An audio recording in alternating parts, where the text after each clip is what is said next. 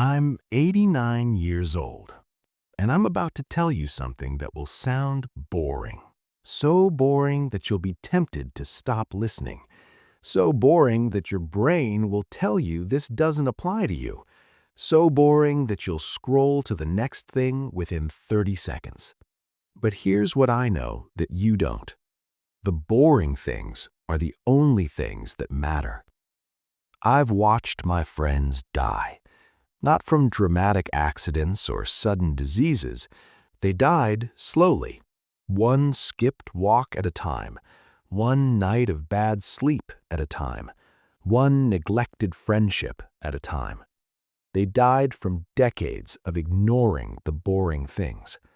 And now I'm 89 years old. I still walk 2 miles every morning. I still read for an hour every night. I still call my remaining friends every week. I still touch my toes. I still remember my grandchildren's names. Not because I'm special, not because I have good genes. My father died at 61, my mother at 67. Heart disease runs through my family like a river. I'm alive and functional because at 34 years old, I started doing 5 boring things every single day. And I never stopped. That was 55 years ago. 55 years of compound interest on the most boring investments you can imagine. And the return has been my entire life. Let me tell you what I wish someone had told me when I was your age. Let me tell you about the 5 things that separated me from every friend I've buried. Let me tell you what will determine whether you can walk and think clearly at 80 or whether you'll be sitting in a wheelchair wondering where your life went. Thing number 1, I wish I had started walking every single day. Not running, not going to the gym, not training for marathons or lifting heavy weights or doing any of the impressive things young people think matter. Just walking. I started this habit by accident. In 1969, I was 34 years old, overweight, stressed, working 60 hours a week at an accounting firm. My doctor told me my blood pressure was dangerously high. He said if I didn't make changes, I'd be dead by 50. I didn't believe him. I was 34. Death was something that happened to other people. But my wife believed him, and she started walking every morning at 6 a.m. She asked me to come with her. I said no for 6 months. Too tired, too busy, too important. Then one morning, she said something that changed my life. She said, "I'm going to be walking every morning for the next 40 years. I'd like you to be alive to walk with me." I went with her the next morning, and the morning after that, and the morning after that. That was 55 years ago. My wife passed 8 years ago, but I still walk every morning at 6 a.m. I walk past the bench where we used to rest. I walk past the tree where she once saw a cardinal and made me stop to look. I walk the same path we walked together for 47 years. And here's what nobody tells you about walking. It's not about the exercise, it's about the compound effect. When you walk every day, your bones stay strong, your joints stay lubricated, your balance stays sharp, your heart stays healthy, your brain stays clear. When you skip walking, nothing happens. Not today, not tomorrow, not even next year. But 20 years from now, the person who walked every day can still climb stairs, can still get up from a chair without help, can still chase their grandchildren in the yard.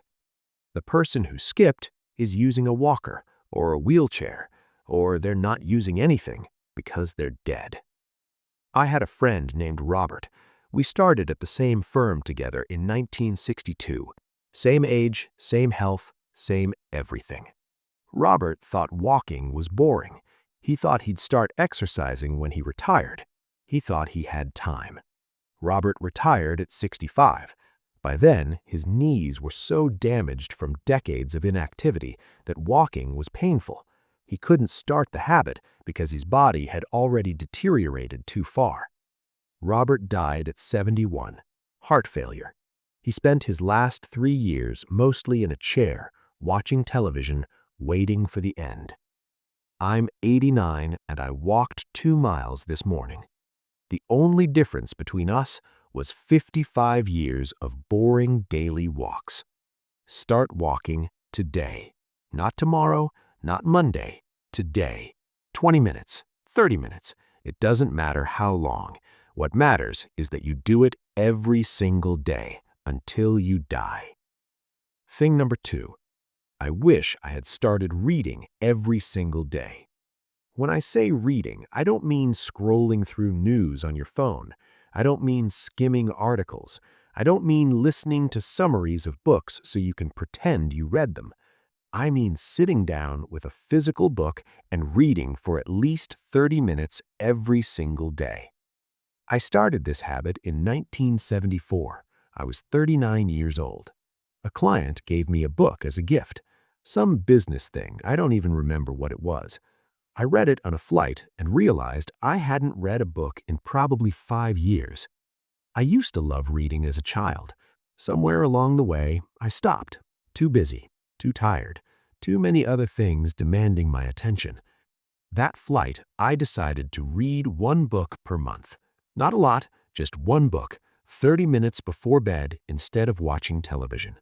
I've kept that habit for 50 years. That's 600 books, maybe more.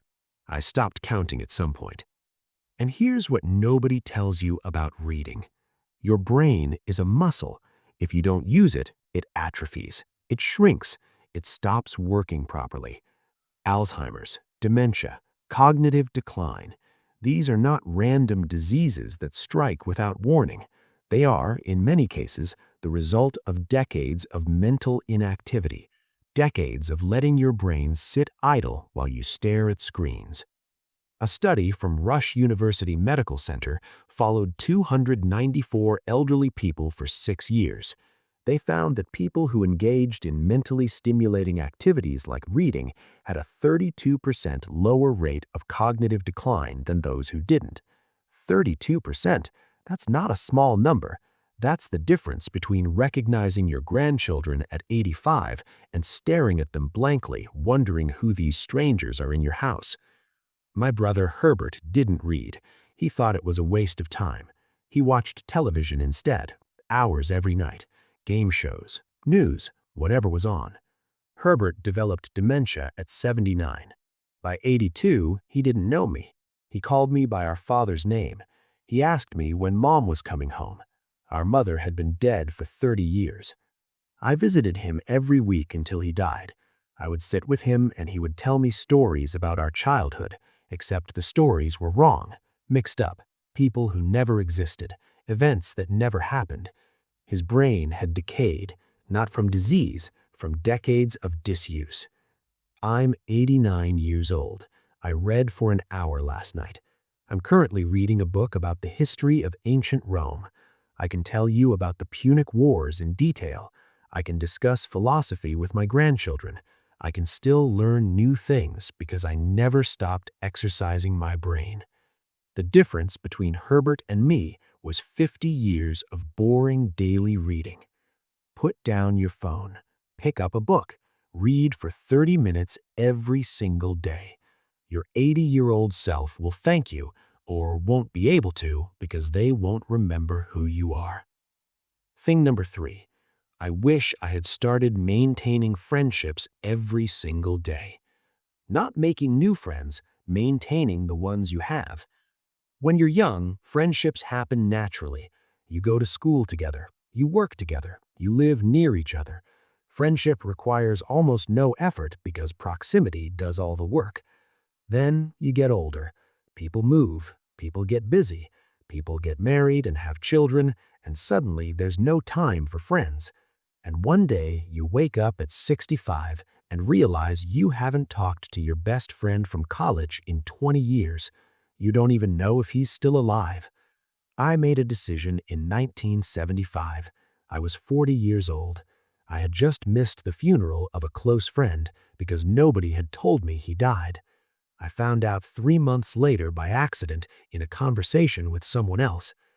I realized that I had let that friendship decay so completely that I wasn't even on the list of people to notify when he died. That broke something in me.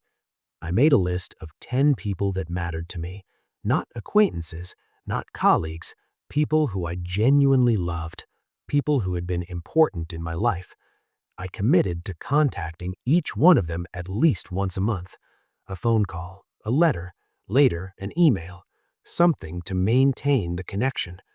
Some of them thought it was strange at first. Why is he calling me? Is something wrong?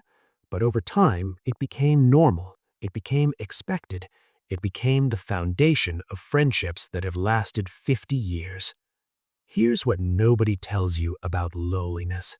It kills you, literally, physically, actually kills you. A study from Brigham Young University, And slowly, so slowly you don't notice, your muscles shorten, your joints stiffen, your range of motion shrinks. By 50, you can't touch your toes anymore. By 60, you can't turn your head fully to check your blind spot while driving. By 70, you can't reach the top shelf in your kitchen. By 80, you can't get up from the floor if you fall. That last one is the killer, literally. There's a study that measured how easily older adults could get up from the floor without using their hands. The people who struggled had a dramatically higher risk of death over the next several years. Not because getting up from the floor is dangerous, but because the ability to get up from the floor is a marker of overall physical function. It measures flexibility, strength, balance, coordination, all the things that keep you alive. I started stretching in 1970. I was 35. I threw out my back picking up a box of files. Couldn't move for a week. The doctor said I had the flexibility of a 60-year-old. I started doing 10 minutes of stretching every morning. Basic stuff. Touch my toes, twist my spine, stretch my shoulders. Nothing impressive. I've done it every day for 54 years. This morning, I touched my toes, flat palms on the floor, at 89 years old. Last year, I tripped on a rug and fell. I caught myself, rolled, and got back up without help. My daughter saw it happen. She was terrified. I was fine. My friend William never stretched. He thought it was a waste of time, something for yoga people, not for real men. William fell in his bathroom at 78. He couldn't get up. He lay on that cold tile floor for 6 hours until his daughter came to check on him. After that, William never walked independently again. The fall didn't kill him, but it ended his independence. He spent the last 4 years of his life in a nursing home. All because he couldn't get up from the floor. All because he never stretched. I'm 89 and I can still get up from the floor without help. I can still turn my head to check traffic. I can still reach every shelf in my house. The difference between William and me was 54 years of boring daily stretching. 10 minutes every morning, before your shower, before your coffee, before anything else. Stretch your body. Keep it flexible. It's the most boring thing you'll ever do, and it might be the most important. Thing number 5. I wish I had started sleeping 8 hours every single night. I saved this one for last because it's the one that young people ignore most completely. Sleep is for lazy people. Sleep is for people who don't have ambition. Sleep is what you sacrifice to get ahead. I believed this for years. I slept 5 or 6 hours a night through my 30s. I was proud of it. I would brag about how little sleep I needed. I thought it made me tough, dedicated, special. It made me stupid. Sleep is when your brain cleans itself, literally. There's a system called the glymphatic system that flushes toxins out of your brain while you sleep. These toxins include beta amyloid, the protein that accumulates in the brains of Alzheimer's patients. When you don't sleep enough, your brain doesn't clean itself properly. The toxins accumulate night after night, year after year. By the time you're 70, you've accumulated decades of toxic buildup that a well-rested brain would have flushed away. A study from the University of California, Berkeley found that people who slept less than 6 hours per night had significantly higher levels of beta amyloid in their brains. They were building the foundations for Alzheimer's decades before any symptoms appeared. I changed my sleep habits at 42. My doctor told me I was heading for a heart attack, high blood pressure, high stress, no recovery time. My body was breaking down because I never let it rest. I started going to bed at 10 p.m. and waking at 6 a.m. 8 hours, non-negotiable. My colleagues thought I was crazy. Leave dinner early, miss the late meetings, go home instead of staying at the office until midnight?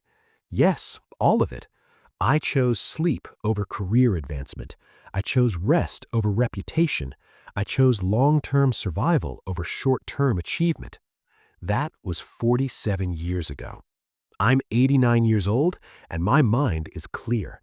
I remember names. I remember dates. I can follow complex conversations. I can read a book and recall what I read. My friend George didn't sleep. He ran on 4 or 5 hours a night for decades. He called sleep a waste of time. He was building an empire. George developed early-onset Alzheimer's at 68. By 72, he couldn't remember his wife's name. By 75, he didn't know who he was. He died at 78, but George was gone long before that. His body lived for years after his mind had already died. I visited him near the end. He looked at me with empty eyes, no recognition, no memory, just a shell where my friend used to live. I couldn't help but thinking about all those nights George stayed up late, bragging about how little sleep he needed. He was poisoning his own brain one sleepless night at a time, and he had no idea. The difference between George and me was 47 years of boring nightly rest. Go to bed, 8 hours, every night. Not 5 hours during the week and catching up on weekends. That doesn't work. Your brain needs consistent rest, not occasional marathons. Sleep is not lazy. Sleep is survival. So, here's what I know. I'm 89 years old. I've buried most of my friends. I've watched people decay from neglecting the boring fundamentals. I've watched people lose their mobility, their minds, their independence, their lives. And I'm still here, still walking, still reading, still remembering, still stretching, still sleeping. Not because I'm lucky, not because I have good genes, because for 55 years I did 5 boring things every single day. I walked, I read, I maintained friendships, I stretched, I slept. That's it. That's the whole secret. 5 boring habits that compound over decades into the difference between living and existing, between independence and dependence, between remembering your grandchildren's names and staring at strangers. You're in your 30s or 40s right now, maybe your 50s, and you think you have time. You think the boring stuff can wait. You'll start exercising when work slows down. You'll start reading when you retire. You'll reconnect with friends when the kids are grown. You'll stretch when you're older. You'll sleep when you're dead. No, you'll be dead because you didn't sleep. Let me tell you about the moment I understood all of this. It was 1985. I was 50 years old. I went to my 25-year high school reunion. I saw people I hadn't seen since we were teenagers. Some of them looked exactly as I remembered. A little gray, a little heavier, but vital, alive, energetic. Others looked like they had aged 40 years instead of 25. Stooped, slow, shuffling. They moved like elderly people, even though we were all the same age. I talked to both groups. The ones who looked young had boring daily habits. They walked. They watched what they ate. They slept enough. They stayed connected to friends. The ones who looked old had done nothing. They worked. They stressed. They sat. They isolated. They slept when they could and sacrificed rest for productivity. At 50, the difference was visible, but not dramatic. Some people looked better than others, no big deal. But I realized something that night. I realized that these two groups were on completely different trajectories. The ones with boring daily habits would still be vital at 75. The ones without would be gone. I was right. I'm the only person from that reunion still alive from my close group of friends, the only one. Not because I was the healthiest at 50, because I was the most consistent. The boring daily habits compound. They compound over decades, and by the time you can see the results, it's too late to change them. You cannot be 75 and suddenly start walking to undo 50 years of inactivity. Your body is already damaged. Your joints are already degraded. Your muscles are already atrophied. You cannot be 80 and suddenly start reading to undo 50 years of mental neglect. Your brain is already shrinking. Your neural connections are already weakened. The toxic buildup is already there. You have to start now. Not tomorrow, not next year, now. Because the 80-year-old version of you is being built right now, today, with every walk you take or skip, every book you read or ignore, every friend you call or forget, every stretch you do or postpone, every night you sleep or sacrifice. You are constructing your future self with the boring choices you make every single day. I'm 89 years old. I have maybe a few years left, maybe less. I don't know, and I don't worry about it. What I do know is that I can still walk to the park where my wife and I spent 47 years of mornings together. I can still read about ancient Rome and remember what I learned. I can still call my friends and have a meaningful conversation. I can still bend down to tie my shoes. I can still get a good night's sleep and wake up clear-headed. These are not small things. These are everything. When you're young, you take them for granted. You assume you'll always be able to walk, think, connect, move, rest. You won't. Not unless you earn it. Not unless you invest in it. Not unless you do the boring things every single day for decades. I did the boring things, and I'm still here, still living, still functional, still myself.